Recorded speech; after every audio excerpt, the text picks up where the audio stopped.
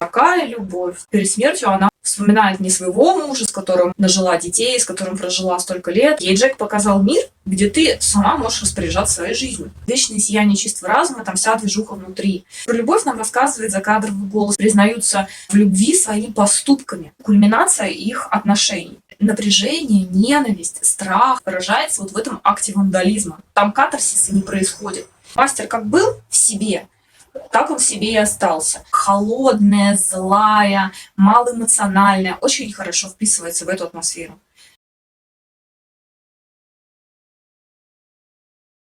Про любовь. Говорят, что там типа такая любовь, да.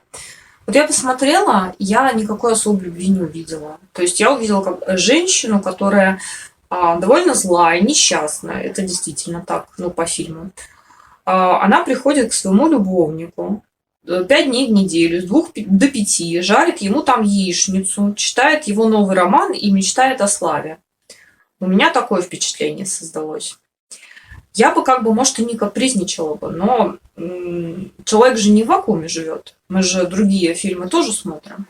Вот в «Титанике», например, который уже только ленивый не прополоскал, но тем не менее этот фильм уже классика, он выхватил столько Оскаров, и там есть сцена, когда Роза бросается на корабль из шлюпки.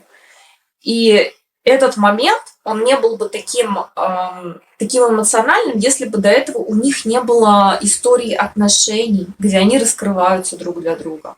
То есть вот этот момент, когда там спускается, значит, шлюпка, можете пересмотреть, там спускается шлюпка вниз, все ниже, ниже, ниже, ниже, ниже. Эта шлюпка к воде, Роза смотрит вверх на Джека, Джек смотрит вниз на Розу.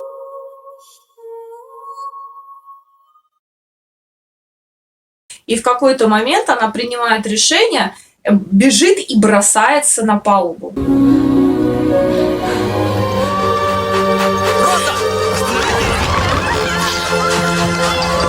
Остановите ее! Что ты делаешь? Нет! И они там дальше бегут навстречу друг другу, сосутся. Счастье, мир, ну хотя бы ненадолго, до того, как «Титаник» окончательно потонет. Но там до этого момента между ними очень много чего происходит. Они сидят, обсуждают, смотрят его рисунки, они обсуждают свою жизнь. Джек ее спасает, в конце концов. Джек ей показывается в новых условиях. Они меняют жизнь друг друга. Он бедный мальчик, который внезапно попадает в эту богатую среду, встречает богатую девушку, спасает ее.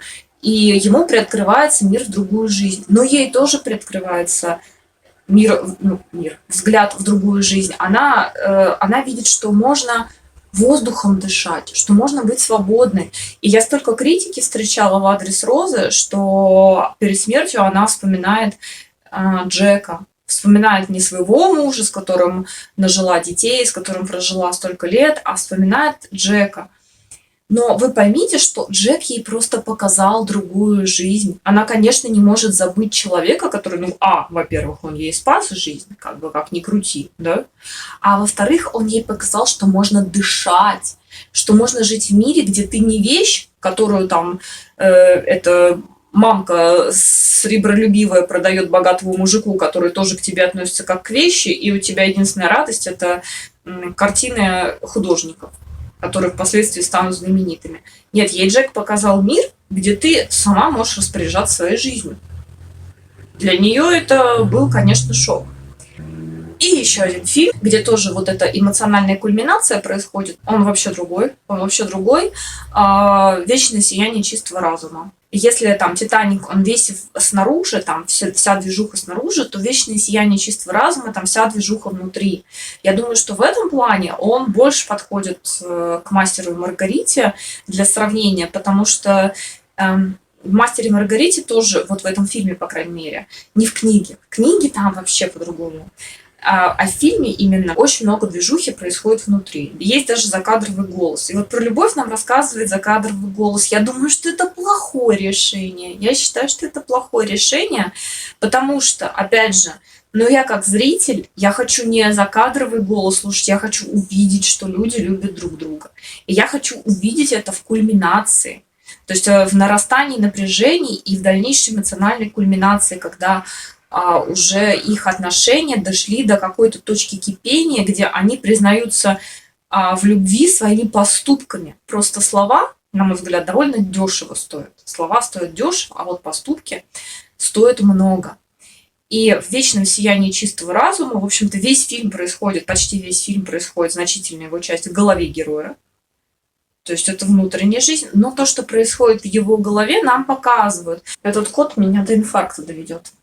Так вот, в «Вечном сиянии чистого разума» у героя Джима Керри стирают память по его заказу, потому что он не хочет помнить о своей возлюбленной Клементине, которая стерла память о нем.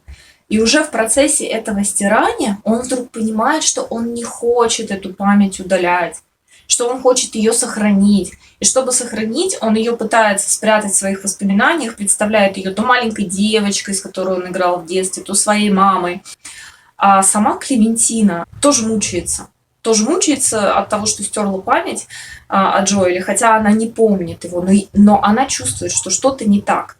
И в то время, пока Джоэлу стирают память, пока он пытается ее сохранить, у него еще остается надежда, что что-то останется в его голове. Но постепенно воспоминания уходят одно за другим. И стирают даже память о детской песенке, которую он пел в детстве. «Дорогая, дорогая, дорогая Клементина». Это все стирается, чтобы у него не осталось ассоциаций с его любимой.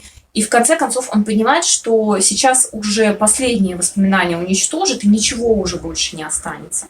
А познакомились они на берегу моря. Клементина заставила его забраться в чей-то дом чужой. Джоэл испугался и ушел. Это вот как было на самом деле. Сейчас он вспоминает об этом, о том, как они познакомились, как он ушел из этого дома. И в воспоминаниях он тоже пытается из него уйти, а Клементина его окликнула и говорит: «Джоэл, ну, может, теперь ты останешься?» И он остается в своих воспоминаниях. Джоэл? А может, теперь ты останешься? Я открыл дверь и вышел. Здесь воспоминания обрываются. Давай притворимся, что ты вернулся. Попрощаться, к примеру. Вот эта кульминация, да, ему стирают это воспоминание тут же, но тем не менее он остается вот на том мгновении, которое происходит в его голове, он остается. Вот это кульминация их отношений, не сценарная кульминация, это кульминация отношений. В «Мастере и Маргарите» именно в фильме я не увидела этой кульминации. Опять же, это мое личное мнение, частное. Кто-то скажет, что там были кульминации, что когда она там врывается в клинику. Вы его погубили? Да? Или когда она там убивает себя в процессе того, как читает его роман. Может быть, это все субъективный взгляд. А в «Мастере и Маргарите» там вообще кульминация эмоциональная именно происходит в момент, когда Маргарита бьет окна критику Латунскому. У нее напряжение, ненависть, страх за мастера, который она переживала на протяжении многих месяцев, выражается вот в этом акте вандализма. Это гнев влюбленной женщины, любимый человек, которого пострадал. Что делают авторы фильма? Они берут и просто вот эту сцену выброса напряжения, этого катарсиса, они берут и ставят ее в начало. Ну, как сказать, я считаю, что это вообще убило весь смысл этой сцены, поскольку там катарсиса не происходит. У Маргариты в книге битье окон Латунскому и изничтожение его квартиры – это акт катарсиса, это выражение ее страха, любви и ненависти. А здесь это, просто вот, да, побили окна, хорошо. Опять же, у всех свое восприятие любви.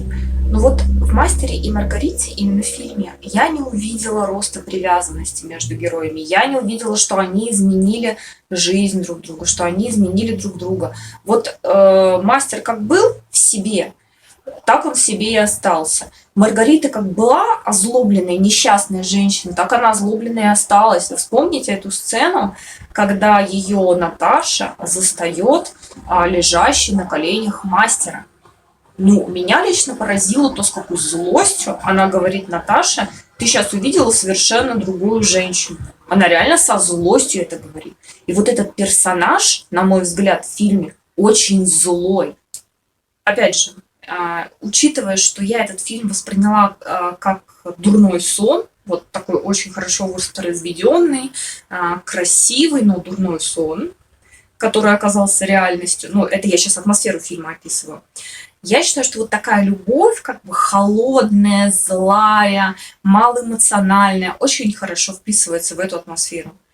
То есть вот это отсутствие любви между героями, но опять же, я говорю, это мое личное мнение, это мое восприятие, вот эта концепция дурного сна, и вот в нем вот эта вот достаточно холодная любовь, мне показалась очень гармоничной.